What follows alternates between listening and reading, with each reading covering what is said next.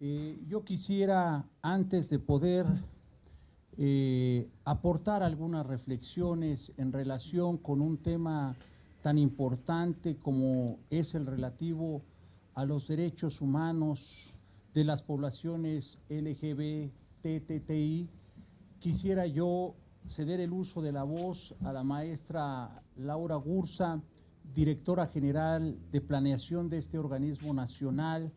con la finalidad de que nos pueda dar algunas consideraciones en relación con los trabajos que venimos realizando en materia de armonización legislativa muy importante, no solamente en este tema, sino en los diversos temas que se abordan en las áreas y particularmente en los programas de este organismo nacional. Inmediatamente después, si me lo permiten y agradeciendo nuevamente su presencia, me permitiré compartir con ustedes algunas reflexiones preliminares que permitirán que el licenciado Ricardo Hernández Forcada, y haría la precisión, hoy director del programa de salud, sexualidad y VIH, que ha sido ya cambiado por acuerdo del Consejo de la Comisión Nacional de los Derechos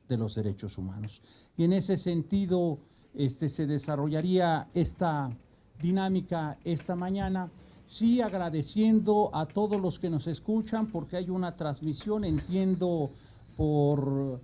Facebook y Twitter. Entonces, agradecerles muy cumplidamente a quienes nos están viendo a través de estas transmisiones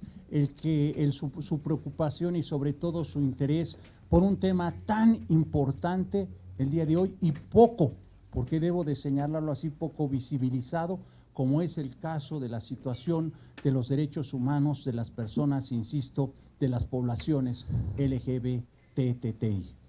Le cedo el uso de la voz a la maestra Laura Gursa y en un momento más comparto con ustedes algunas reflexiones. Muchísimas gracias, buenos días, tengan todas y todos ustedes. Yo haría una breve introducción solo para hacer referencia que, como a manera de recordatorio, que nuestra Constitución General establece en su artículo primero, si mal no recuerdo, en el párrafo tercero, el establecimiento de que se interpretará conforme a la Constitución y a los tratados internacionales de los que México forma parte, el ejercicio de los derechos en general de nuestro país. De este modo es como se conforma lo que conocemos como el bloque constitucional, es decir, lleva implícito que son los derechos humanos que establece la Constitución, que reconoce la Constitución, y los tratados internacionales de los que somos parte. En igual, gracias. Ustedes dispensen que traigo un proceso de alergia y de repente puede un poco cerrárseme la garganta, así como inflárseme la cara. Si se infla, no se espanten, ¿no? Ya traigo medicamento encima. Bueno, y entonces en ese planteamiento es que la Comisión Nacional, entendiendo con toda claridad respecto de la obligación del Estado mexicano de adoptar los tratados internacionales como a nivel de mandato constitucional, es que se determinó por parte del presidente establecer un programa que diese seguimiento a cómo va cobrando vida este proceso de armonización en el país en los distintos temas, por supuesto dándole prioridad a los grupos de atención prioritaria, es decir, aquellos grupos que pueden estar viviendo una condición específica de vulnerabilidad, no de manera per se porque las personas lo sean, sino porque el cumplimiento de sus derechos no necesariamente están adecuadamente garantizados en la ley o vigilados en el cumplimiento que la propia ley establece. De este modo se adoptó el programa de armonización y se estableció en la web una plataforma de información que de una manera muy sencilla, y mi trabajo será hoy presentarles un poco la plataforma y explicarles para que puedan ustedes consultarla. Permite conocer los resultados desde una manera pues un tanto simplificada. No quisiera que pensaran que por presentarse de una manera simplificada los estudios son simples. La verdad es que hay un análisis muy profundo detrás de todos y cada una de las disposiciones y de los productos de seguimiento que están publicados en la plataforma, pero intenta socializarse, ciudadanizarse, es decir, que cualquier persona pueda comprender de una manera sencilla cuál es el grado de avance y dónde está el atorón, por decirlo de alguna manera, en términos normativos o legislativos, respecto de esa temática en particular. Si ustedes me permiten, les voy a mostrar la plataforma. Perdón, ahí voy.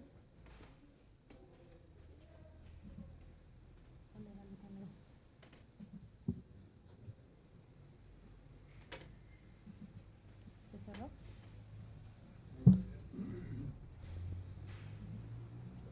Ustedes perdonen que ya la tenía abierta y la cerré. ¿Eh?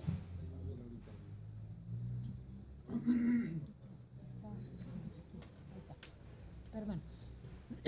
Entonces, bueno, ustedes pueden ver aquí en la parte de arriba, voy a señalar con la manita, ¿se alcanza a ver? ¿Sí? Ustedes pueden ver que hay un apartado que dice inicio. Ahí ustedes van a poder encontrar una presentación general sobre la plataforma, su propósito, etcétera. Luego van a encontrar uno de metodología. Eso es muy importante, que tengan un nivel de comprensión sobre cómo está visto, ¿no? Porque hay quienes nos dicen, híjole, es que merecía un 8 en vez de un 6, ¿no? Bueno, la metodología solo califica tres estatus en específico, ¿no? El 0 es cuando no existe ninguna previsión, el 10 es cuando está perfectamente armonizado y el 6 cabe, digamos, todo el intermedio, que tiene avances o que estando armonizado en una disposición específica existe otra, en contrario, que le resta eficacia a la que ya está prevista, o que no se expresó de una manera adecuada, completa, etcétera, que diera, digamos, un ejercicio amplio de esa garantía, en fin. Y entonces son solo 3, digamos, las calificaciones que se asignan a estas disposiciones, que al final se traducen en un semáforo ordinario, es decir, verde, amarillo y rojo, ¿no? La sumatoria de cada disposición, se eligieron además un conjunto de disposiciones que derivan de estos tratados internacionales. Ahora, cuando Ricardo presente, les va a explicar cuáles son las disposiciones que se eligieron, digamos, en el marco de los tratados que van encaminados a cubrir estas garantías o esta protección específica de la comunidad LGBTTI. Y en ese tenor, además de estas disposiciones,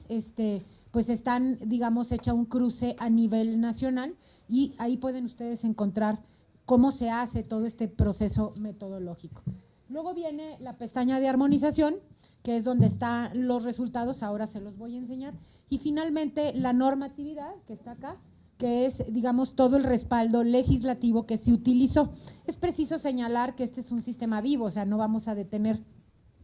la armonización en su sistema vivo, no la plataforma. Los legisladores están trabajando de manera continua, de tal modo que pues nos vemos en la obligación de hacer un corte, digamos, una fecha, y es lo que reflejamos aquí. Alguna entidad podría decir, es que yo antier saqué y ahí no se refleja, pues no, porque la fecha de corte es determinada, ¿no? Y en el ejercicio de armonización, que es donde estamos ahora, es en esta pestaña, ustedes van a poder encontrar 3 apartados específicos. Uno dice temas, otro dice disposiciones jurídicas y finalmente otra dice alcance. Entonces ustedes pueden visualizar que aquí tenemos un conjunto de estudios. Este es el séptimo estudio de armonización que realizamos. Antes estaría constituciones, personas con discapacidad, en fin, una serie de temáticas que están ya incluidas en esta armonización y que esos dan el promedio nacional que se visualiza cuando están ustedes en la página de inicio, porque lo que propone también esta plataforma es ir como haciendo una medición a nivel nacional del avance que en materia de derechos humanos tenemos alrededor del conjunto de temas que se van sumando. Y en ellos van a encontrar, aquí está, los derechos de la comunidad LGBTI, ¿sí? Entonces ya está seleccionado, ustedes pueden ver que tiene un promedio nacional de 59.15% de avances de sí estamos reprobados en el tema de avance. y luego pueden encontrar ustedes las disposiciones, ¿no? No me voy a detener a explicarlas porque de eso hablará Ricardo, ¿verdad? Pero aquí están el conjunto de disposiciones que fueron analizadas en todo el marco jurídico nacional, que está ahí determinado en la explicación inicial, y luego viene el promedio nacional, pero también el desglose individual que tiene cada una de las entidades. Ustedes van a encontrar que tenemos un mapa, ¿no? En donde nos muestra cuál es el estatus promedio nacional que guarda el resultado del estudio, y como pueden ver, pues creo que solamente el estado de, ¿qué es? ¿Tabasco? No, Campeche. Campeche perdón, pero es que traigo mi ojo izquierdo un poco inflado y no alcanzo a ver. El promedio es el único que cubre, digamos, un porcentaje mayor. Enseguida le seguirían en avance, digamos, los color amarillo, y finalmente, pues los rojos son los que tienen porcentajes menores. Aún así, vale señalar que puede ser un porcentaje diferenciado, aunque estén del mismo color. Perdón, porque recordemos que el rojo va de 0 a 59. Entonces puede tener 59 alguien y otro 0, y no es lo mismo que lo mismo, ¿verdad? En ese sentido. Entonces sí es importante que si queremos observar a nivel estatal, pues tomemos en cuenta el porcentaje de avance que se le asigna a cada entidad federativa en lo individual. Y pues es el promedio de las disposiciones en el promedio nacional. En estos gráficos se muestra, y pues este mismo ejercicio lo tiene cada una de las entidades federativas para poder decir qué grado de avance tiene cada entidad federativa de acuerdo a la disposición jurídica que en su marco legal está establecido o reconocido, ¿no? Entonces, pues bueno, esa sería a grosso modo y aquí ustedes pueden ver el porcentaje que tiene cada disposición en lo nacional, y pueden ver estas diferencias de las que hablaba, ¿no? Por ejemplo, derecho a la no discriminación en materia laboral tiene un 73.75% y está en amarillo. Misma información, mismo color que el derecho a la personalidad jurídica, por ejemplo, que también tiene color amarillo, pero su avance es del 60%.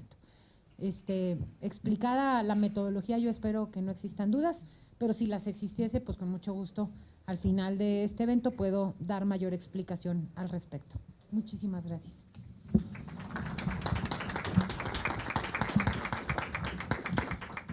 Mucho agradecemos la participación de la licenciada Laura Gursa. Muy interesante la presentación de la plataforma. Creo que es un instrumento digital que nos puede servir a muchos de nosotros en nuestras diferentes áreas de trabajo. A continuación, el licenciado Ismael Eslava Pérez, primer visitador de esta Comisión Nacional, nos dará unas palabras. Muchas gracias, maestra Verdugo.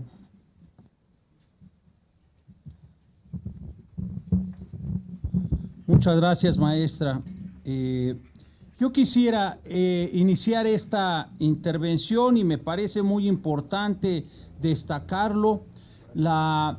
enorme preocupación, pero al mismo tiempo ocupación del presidente de la Comisión Nacional de los Derechos Humanos, del maestro Luis Raúl González Pérez, quien constantemente ha insistido en las distintas áreas que integran la Comisión Nacional de realizar estos ejercicios, estos trabajos que permitan visibilizar cuál es la situación que prevalece en materia de derechos humanos respecto de ciertos sectores que se encuentran, como se ha señalado, en una situación especial de vulnerabilidad. Al mismo tiempo, quiero transmitirles un saludo respetuoso del maestro González Pérez a las y los representantes de organizaciones de la sociedad civil. Muchas gracias por su presencia. Sé que ha sido un esfuerzo importante porque está la ciudad hecha un caos, pero les agradecemos muy cumplidamente su presencia. Desde luego a personas de la academia y desde luego a las compañeras y compañeros de la Comisión Nacional de los Derechos Humanos, sin soslayar desde luego la importante labor que realizan los medios de comunicación que el día de hoy nos acompañan para difundir parte del trabajo que realiza la Comisión Nacional, en particular en relación con la armonización legislativa relacionada con los derechos humanos de las poblaciones LGBTTI. Yo quisiera iniciar señalando y recordando que a partir de la reforma constitucional de junio de 2011 se fortaleció la obligación del Estado mexicano de dar efectivo cumplimiento y proteger los derechos humanos e inclusión de todas las personas como parte ciertamente de una agenda nacional que busca la construcción de una sociedad igualitaria y plural, donde tengan cabida las diversas voces y manifestaciones de los distintos grupos de población, desde luego sin discriminación alguna. Si bien es cierto que los derechos humanos son por autonomacia universales, en la realidad no todas las personas cuentan con las mismas condiciones para acceder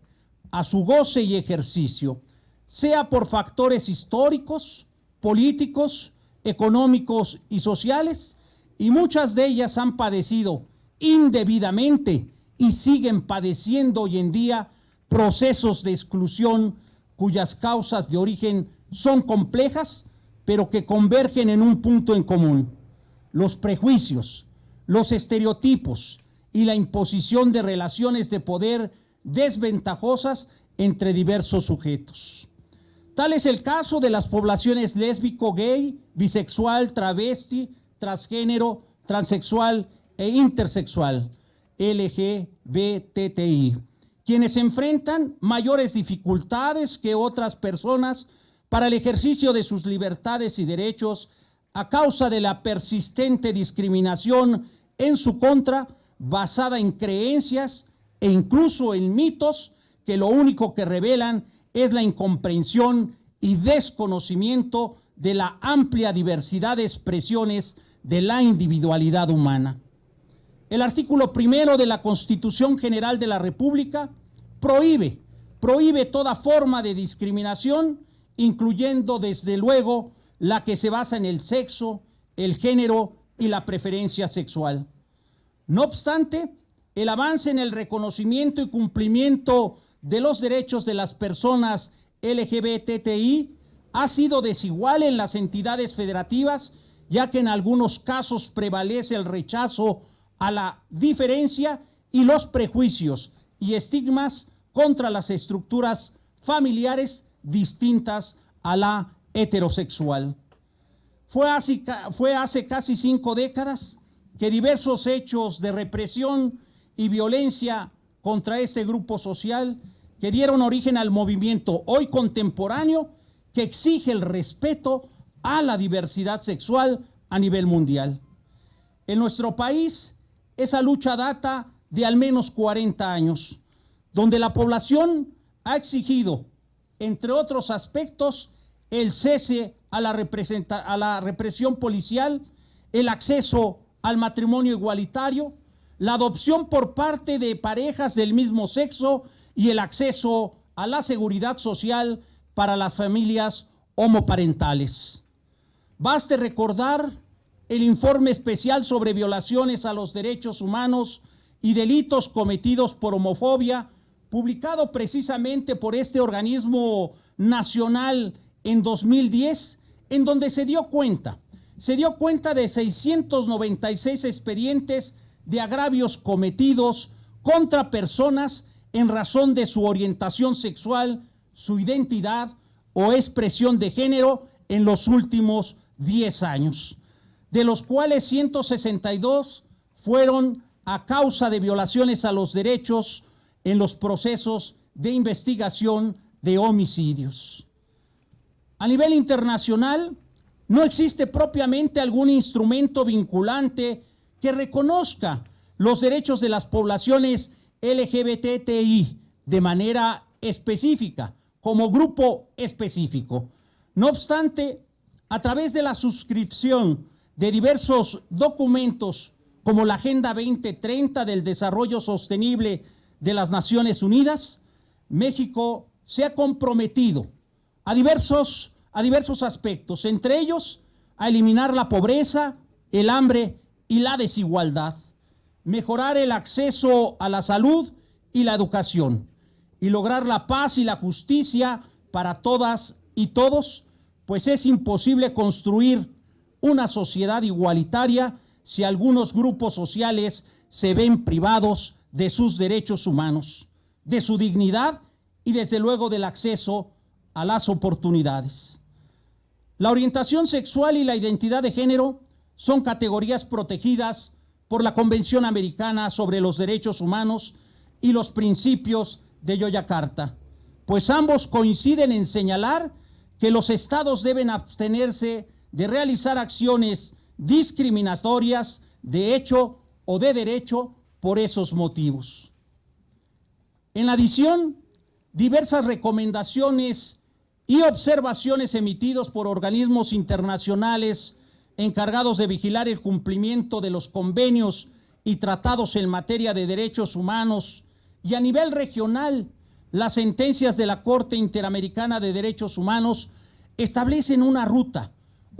clara a seguir por parte del Estado mexicano para erradicar la discriminación, violencia y negación de los derechos de las personas LGBTI. Por ejemplo, la observación general número 20 del Comité de los Derechos del Niño relativa a la efectividad de los derechos del niño durante la adolescencia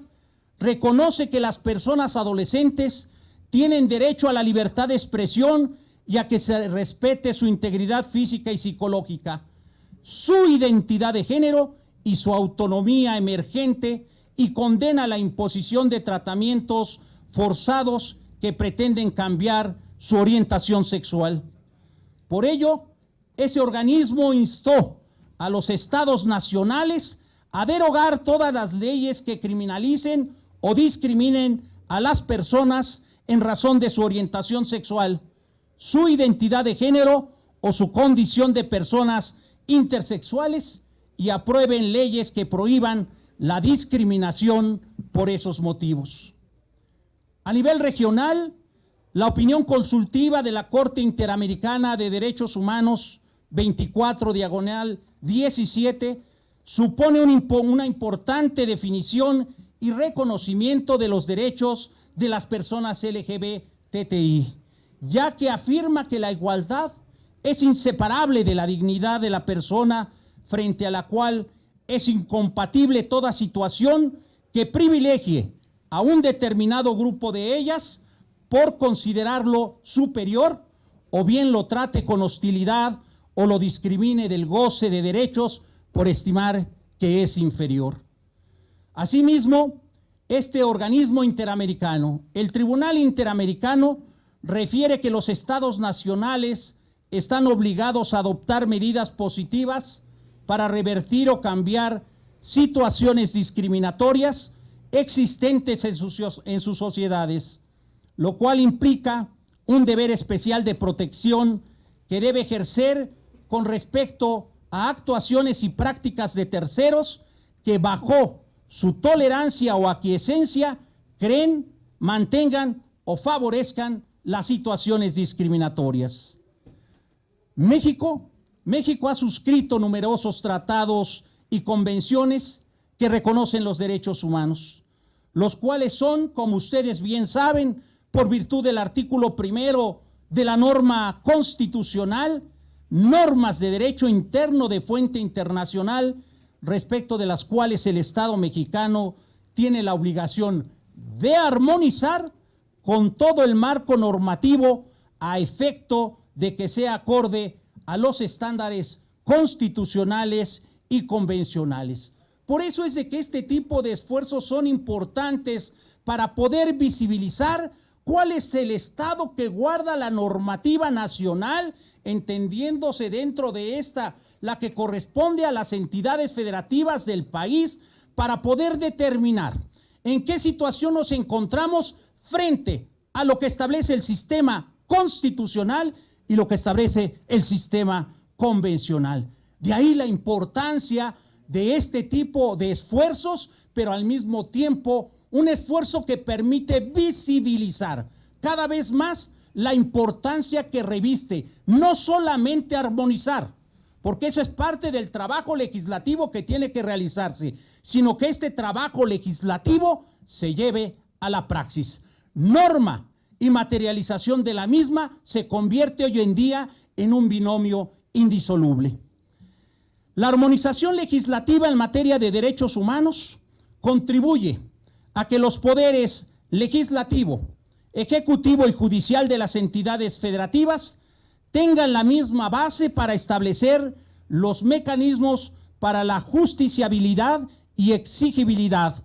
previniendo antinomias y lagunas en el sistema jurídico que puedan derivar en un estado de indefensión de las y los gobernados. Este organismo nacional ha manifestado en diversos foros que el derecho es una herramienta para promover el cambio social y que los derechos humanos reconocidos en la Constitución General de la República y en los instrumentos internacionales no son simples declaraciones o aspiraciones, sino mandatos que las autoridades que deben traducirse en obligaciones concretas en materia de promoción, respeto, salvaguarda y desde luego garantía para efectos de que se lleven a la práctica, que deben llevarse sin lugar a dudas por parte de los 3 niveles de gobierno. La CNDH, en cumplimiento a su mandato de impulsar la observancia de los derechos humanos en el país, ha venido realizando diversas acciones para impulsar que las autoridades de los 3 niveles de gobierno elaboren o reformen las disposiciones legales y reglamentarias que sean necesarias para garantizar la más amplia protección de las personas, con especial énfasis en aquellos grupos que por sus características y contextos particulares enfrentan mayores obstáculos para el ejercicio autónomo de su libertad y que se ven afectados con mayor frecuencia por violaciones a sus derechos humanos. Una de ellas es precisamente la revisión del marco normativo federal y estatal para determinar su concordancia con los derechos humanos y los principios establecidos a nivel constitucional y desde luego convencional, y que en el caso que nos ocupa el día de hoy se ha enfocado en las disposiciones que contribuyan a eliminar las barreras que impiden la plena inclusión de las poblaciones LGBTI. Con este ejercicio, lo que buscamos es visibilizar el progreso en el trabajo de las legislaturas estatales en la armonización normativa, identificar aquellas normas que ameritan un proceso de reforma o inclusive de derogación, así como las materias que requieren la emisión de una nueva regulación que sea acorde a la salvaguarda y cumplimiento de los derechos humanos de las poblaciones LGBTI, lo cual va a posibilitar a esta Comisión Nacional y a las autoridades de las entidades federativas impulsar y en su caso desarrollar propuestas legislativas que cumplan con esta finalidad de promover, difundir y sobre todo establecer mecanismos de garantía para hacer efectivos los derechos humanos de este importante sector poblacional. Por ejemplo, se encontró que 30 constituciones estatales contienen cláusulas antidiscriminatorias, mientras que los estados de Aguascalientes y Tamaulipas carecen de ellas. Todas las entidades federativas cuentan con leyes para prevenir y eliminar la discriminación, y 29 de ellas tipifican como delitos en sus códigos penales o en alguna otra legislación diversos actos de discriminación, a excepción de Baja California, Campeche y Guanajuato. El reconocimiento del matrimonio igualitario, concubinato y adopción por parejas del mismo sexo aún no es universal. Por ejemplo, respecto del matrimonio igualitario, solo 8 estados han incorporado esa figura a su legislación, entre ellos la Ciudad de México a partir del 21 de diciembre de 2009, Quintana Roo a partir de noviembre de 2011, Coahuila a partir de septiembre de 2014, Nayarit a partir de diciembre de 2015, Campeche a partir de mayo de 2016, Michoacán, a partir de mayo de 2016, Morelos, a partir también de mayo de 2016, y Colima también en 2016. Asimismo, Jalisco en 2016, Chiapas y Puebla en 2017 lo han reconocido, pero han reconocido no por haberse incorporado propiamente en la legislación, sino fundamentalmente en acatamiento de la sentencia dictada por el máximo órgano de interpretación constitucional, por la Suprema Corte de Justicia de la Nación, derivada precisamente de una acción de inconstitucionalidad promovida por la Comisión Nacional de los Derechos Humanos. Situación similar ocurre con el procedimiento administrativo para el reconocimiento legal del cambio de identidad sexogenérica, pues a la fecha solo se encuentra vigente en la Ciudad de México a partir de febrero de 2015. Nayarit a partir de julio de 2017 y Michoacán a partir de agosto de 2017. Para el caso de las personas menores de edad, prevé la posibilidad de cambio de identidad por razones de género. Sin embargo, este se realiza por la vía jurisdiccional a partir de quienes ejercen la patria potestad o por quienes ostenten su representación legal. A continuación, ustedes van a poder apreciar de manera más detallada los hallazgos de este análisis normativo, los cuales estamos seguros coadyuvarán en el diseño e implementación de las estrategias integrales y acciones diferenciadas que resulten efectivas para combatir la discriminación, los estereotipos, la exclusión y las agresiones en su contra que indebidamente padecen las poblaciones LGBTI. Esta Comisión Nacional nuevamente se pronuncia en favor de la ampliación, fortalecimiento y materialización del marco normativo de protección de los derechos humanos, pero también, desde luego, de llevarlo a la práctica, de materializarlo en los hechos. La presencia de personas LGBTI, de organizaciones de la sociedad civil, de defensores, desde luego, de derechos humanos, así como de integrantes de la academia y de servidores públicos hoy en día, en esta mañana, es una oportunidad para el establecimiento de un amplio diálogo que permita construir propuestas y estrategias que se traduzcan en acciones efectivas en pro de una cultura de respeto a la diversidad sexual. Las normas jurídicas no pueden quedar aisladas de las cambiantes realidades de la sociedad. La constitucional ha posibilitado a las personas en el fortalecimiento de sus capacidades para que la actuación de todas las autoridades tengan como límite los derechos humanos, el respeto a los derechos humanos, incluyendo a aquellas que por su naturaleza de sus funciones cuenten con amplias facultades discrecionales. Sin embargo, debo de señalar que los retos en la armonización con las entidades federativas aún son importantes. De ahí que trabajos como el que hoy ustedes van a poder apreciar en la exposición que realice el director del programa, del licenciado Hernández Forcada, van ustedes poder apreciar cómo estos trabajos resultan particularmente importantes y tienen un gran mérito. El gran mérito es invitar a ejercicios conjuntos para la mejora de los marcos jurídicos que se ocupen de la protección de los derechos de estas poblaciones. Y al mismo tiempo insistir ante el cansancio de la necesidad de materializar los contenidos que se integran a las normas jurídicas, particularmente en esta materia, respecto de los derechos humanos de las personas LGBTI. Muchas gracias por su atención.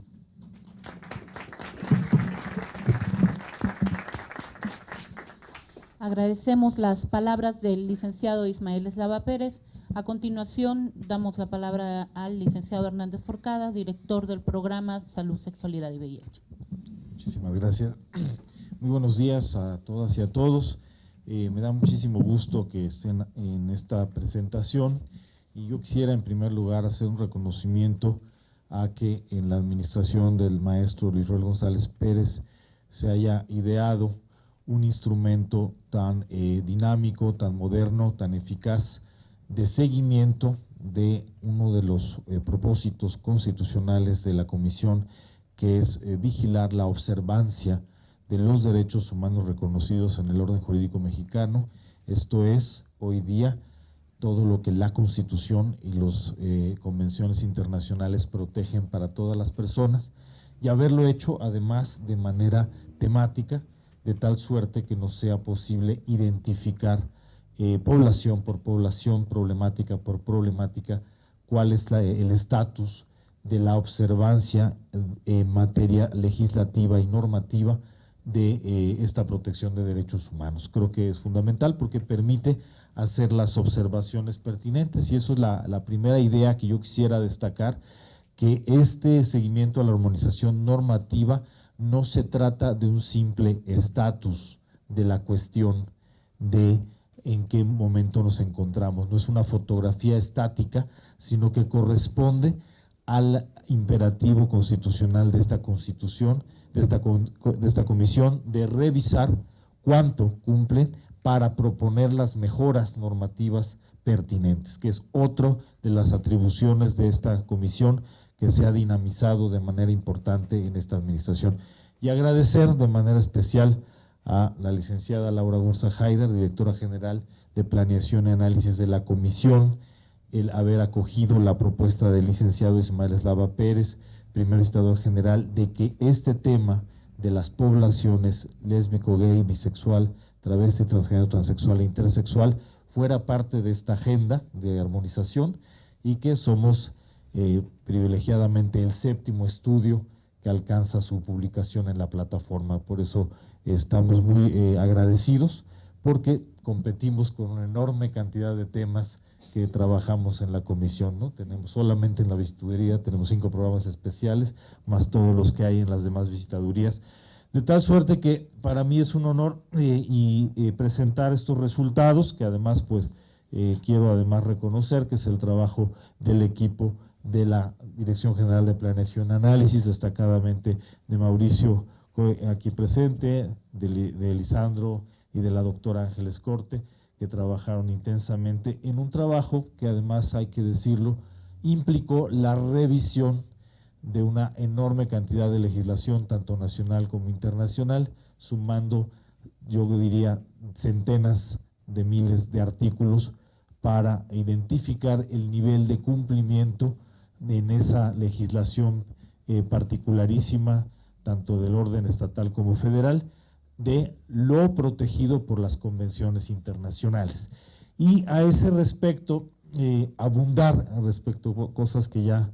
se explicaron mejor que yo seguramente en las presentaciones anteriores, pero que van a ser necesarias recordar, que la metodología planteada para todo el sistema de armonización normativa, sí, aquí creo que nos podrían apoyar, ¿no? Aquí, ahí voy a empezar en un minutito, gracias. El cumplimiento se ha establecido con 3 calificaciones, el 0, el 6 y el 10, estableciendo en 0 cuando no hay ningún cumplimiento de la protección del derecho que se consideró, en 6 si el cumplimiento es insuficiente o no es aplicable, o bien si presenta lo que se denomina un falso control de convencionalidad, esto es, se invoca, por ejemplo, en un artículo de la Constitución del Estado, que habrá la protección que prevé la Constitución Federal y los instrumentos internacionales, pero no hay ningún desarrollo normativo que haga eficaz esa protección, ¿no? Eso es muy frecuente, lo encontramos casi en todas las constituciones de los estados, todas hacen, casi todas, no, algunas no, referencia a que están protegidos y garantizados los derechos humanos de la Constitución y las convenciones, pero cuando uno va derecho por derecho a tratar de identificar cómo hacerlo valer, Esto es completamente falaz. Entonces ahí se le pone también el número 6 porque hay alguna referencia a esta protección, pero esta protección no es efectiva, no es reclamable, no es justiciable. Muy bien. También yo quisiera hacer, antes de pasar a los detalles, una mención muy particular, a diferencia de los otros 6 temas que ya se desarrollaron y otros que están también en proceso, como es el caso de las personas con discapacidad, como es el caso de las niñas, niños y adolescentes, como es el caso de las personas, otro tema, mayores. No existe, ¿cuál fue? Las personas desaparecidas, etcétera. En el caso particular de las poblaciones LGBTTI, no existe una convención internacional específica que nos sirva de referencia, ¿no? Mientras que sí existe para las demás poblaciones. Esto representó seguramente para el equipo de la dirección un reto particular, porque lo que a continuación voy a presentar representó también el trabajo de encontrar la protección de estos derechos en una legislación internacional dispersa, ¿no? Entonces había además que hacer un trabajo muy creativo de identificación y de agrupamiento de documentos y previsiones internacionales que protegen, por ejemplo, el derecho a no ser discriminado en razón de la orientación sexual. Además, distinguirlo con claridad del derecho a no ser discriminado en razón de la identidad de género y tener muy claro qué instrumento internacional protege qué y cómo, para después de eso contrastarlo con cada norma local. Entonces, ese trabajo también supuso un trabajo muy particular, muchas gracias, de organización de la información, tanto de los instrumentos internacionales como de las previsiones locales. Finalmente, decir que esta revisión tiene la siguiente importancia, que la obligación del Estado mexicano de armonizar no es menor, no es una obligación de ninguna manera, digamos, adjetiva, sino que es parte de las obligaciones internacionales del Estado mexicano frente al orden internacional, frente a sí mismo y lo más importante, en derechos humanos, el Estado se obliga no frente a los demás Estados parte, sino principalmente frente a su propia población en contraste con lo pactado. Y en ese sentido, quisiera citar aquí a la doctora Corte, dice ella, la celebración de un tratado internacional en materia de derechos humanos implica una obligación que el Estado asume frente a sí mismo de adoptar las medidas que fueran necesarios para hacer efectivos en toda su integridad los derechos y libertades reconocidos en el respectivo tratado del que es parte. Desde esta dimensión, la armonización legislativa en materia de derechos humanos se comprende como la acción del Estado parte en función de la coherencia frente a sí mismo y de las obligaciones libremente contraídas al suscribir un tratado de incorporar el contenido de derechos humanos en su propio sistema jurídico, de acuerdo al modo como libremente lo decida, conforme al principio de soberanía estatal. En ese sentido, la armonización le va a corresponder fundamentalmente al Poder Legislativo a fin de suprimir las normas que van en contra de las obligaciones internacionales. Y aquí hay varias omisiones que se han identificado. En segundo lugar, está la obligación de expedir nuevas normas y desarrollar prácticas que conduzcan a la efectiva observancia de esas protecciones. Esa es la segunda función. Y el incumplimiento de cualquiera de estas dos funciones por parte del Estado mexicano genera una responsabilidad internacional que puede ser observada en los distintos ámbitos de seguimiento internacional, regional y universal. Y a este respecto quisiera yo mencionar que bueno, perdón, siempre le doy para el contrario, que bueno, se tomaron como referencias fundamentalmente los siguientes instrumentos internacionales de derechos humanos, como son, voy para allá, en el sistema universal tenemos desde luego la Declaración Universal de los Derechos Humanos, el Pacto Internacional de Derechos Civiles y Políticos, el Pacto Internacional de Derechos Económicos, Sociales y Culturales, la Convención para la Eliminación de todas las formas de discriminación de la mujer, el Comité del Protocolo Internacional de Derechos Civiles y Políticos, con su particular énfasis en la observación general número 20, el Comité de Derechos Humanos, destacadamente la observación general número 18, la Declaración sobre Derechos Humanos, Orientación Sexual e Identidad de Género, suscrita por México en el 63º periodo de sesiones de la Asamblea General de Naciones Unidas, y también los principios de Yogyakarta, con la observación clara de que tenemos claro que algunos de estos instrumentos no son propiamente instrumentos normativos, sino son lo que se denomina soft law, que permiten hacer referencias, sobre todo para definiciones claras que permitan la adecuada interpretación de la protección de las convenciones, es así, vinculantes. En el sistema interamericano se destacó lo relacionado con la Declaración Americana de Derechos Humanos, que es desde luego la que da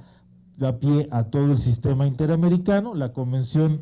la Declaración y la Convención Americana de Derechos Humanos, el protocolo adicional a la Convención Americana sobre Derechos Económicos, Sociales y Culturales, el protocolo adicional a la Convención Americana sobre Derechos Humanos en materia de derechos económicos, sociales y culturales, conocido como el Pacto de San Salvador, la Convención Interamericana para prevenir y sancionar y erradicar la violencia contra la mujer,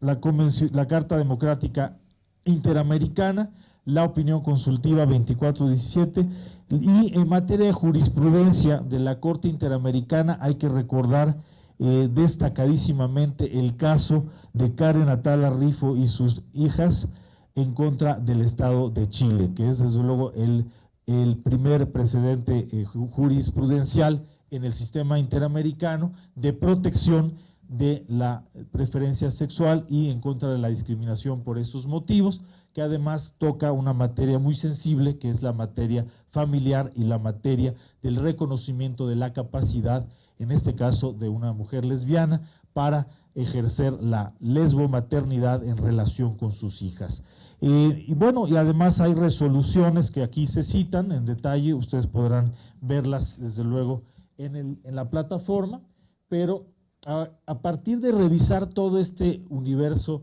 internacional, los investigadores se dieron a la tarea de identificar los siguientes derechos para poderlos analizar en el análisis del cumplimiento normativo, que son, en primer lugar, el derecho a la no discriminación por orientación sexual. En segundo lugar, y aquí sí quisiera hacer un reconocimiento a la precisión, tener claro que además hay que reconocer el derecho a la no discriminación por la identidad y la expresión de género, que conforman toda otra agenda que a veces de manera inadecuada, yo confieso que alguna vez viví en ese error, además de los que vivo actualmente, de confundir una agenda con la otra, la agenda del reconocimiento de la no discriminación por orientación sexual, de la de identidad y expresión de género, desarrollo normativo que además es muy contemporáneo, no lleva más de 10 años de estar presente en la discusión tanto nacional como internacional. Y bueno, aquí hago un paréntesis para hacer también énfasis en algo que los dos titulares me hicieron favor de señalar, que es que este sistema normativo está claramente vivo y se está desarrollando, tanto el referente internacional como lo que estamos desarrollando a nivel nacional.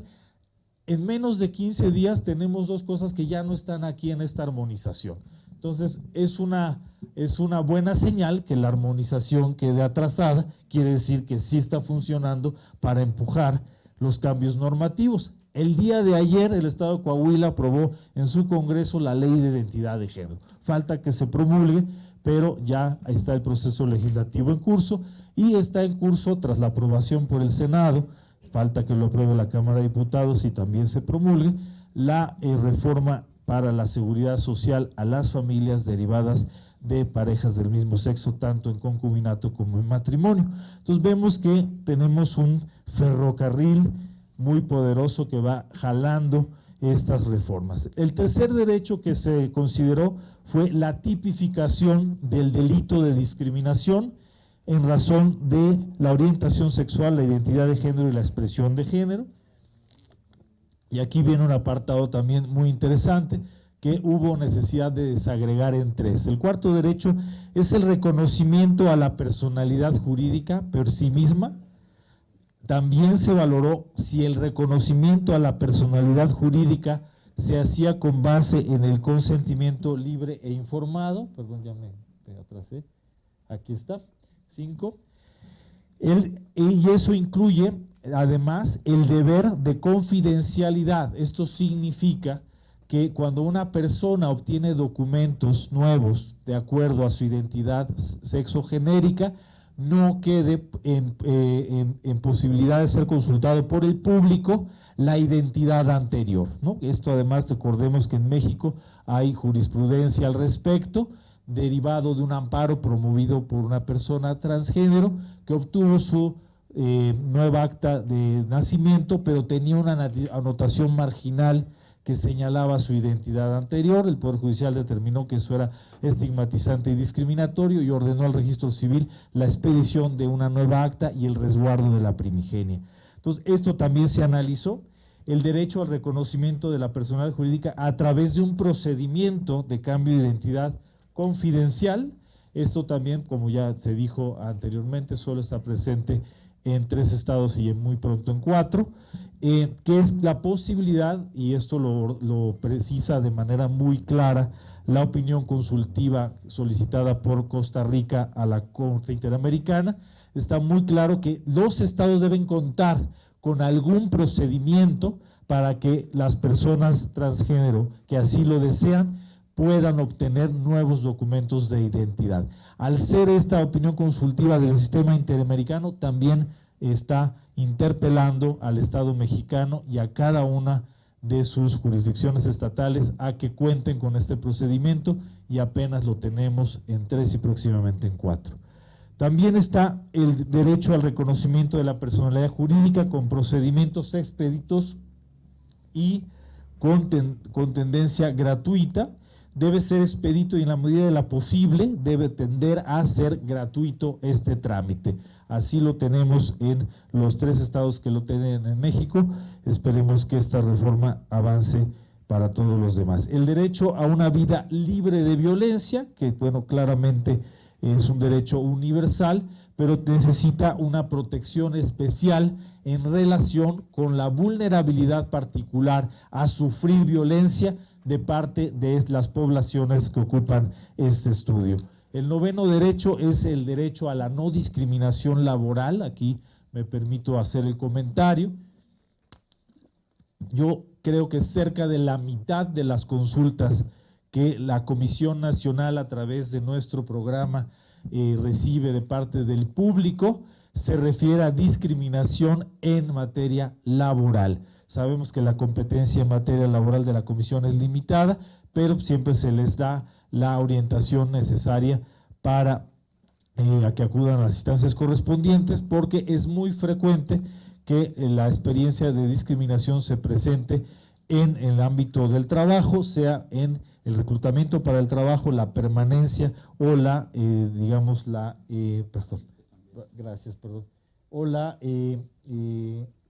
rescisión de un contrato laboral por razones de la orientación sexual, la identidad de género, la expresión de género. También conviene recalcar, sea esta real o sea solamente supuesta por parte de la persona que ejerce la discriminación. A este respecto, se exige que a todas las personas se les proteja en contra de todo tipo de discriminación en el trabajo, incluida la motivada por estas razones. También está el derecho a no ser discriminada para contraer matrimonio en función de la determinación de los fines del mismo. Recordamos ahí la jurisprudencia de la Corte, que dejó en claro que cualquier ley que considere que la finalidad del matrimonio es la procreación o la perpetuación de la especie es contrario a la Constitución, pues también lo es contrario a los instrumentos internacionales, de acuerdo con lo encontrado por los investigadores, destacadamente el artículo 23 del Pacto Internacional de Derechos Civiles y Políticos, que reconoce el derecho de tanto de los hombres como de las mujeres para fundar una familia. El número 2 es el derecho a no ser discriminado para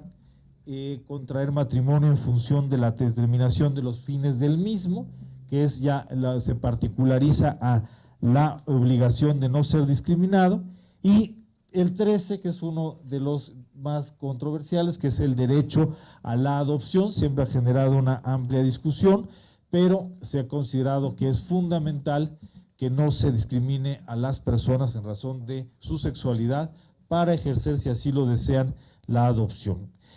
Encontraron los siguientes resultados en relación con esta investigación. En primer lugar, del análisis de las disposiciones jurídicas del conjunto de las entidades federativas, esto es un promedio, se entiende que a nivel nacional existe un porcentaje de observancia del 59.15% de avance en la armonización de las normas analizadas, por lo que aparte respecto del orden federal se observa que la normatividad analizada alcanza un porcentaje del 43.64. Y si vamos derecho por derecho, de manera muy ágil lo vamos a presentar. En primer lugar,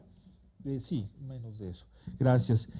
En relación al derecho a no ser discriminado por la orientación sexual, se alcanza un avance del 83.75, ya que 19 de las 32 entidades federativas lo prevén adecuadamente, mientras que 13 lo hacen de manera parcial. En relación a no ser discriminado por la identidad o expresión de género, se alcanza el 73.75, 11 de las 32 entidades lo hacen bien, 21 lo hacen de manera parcial.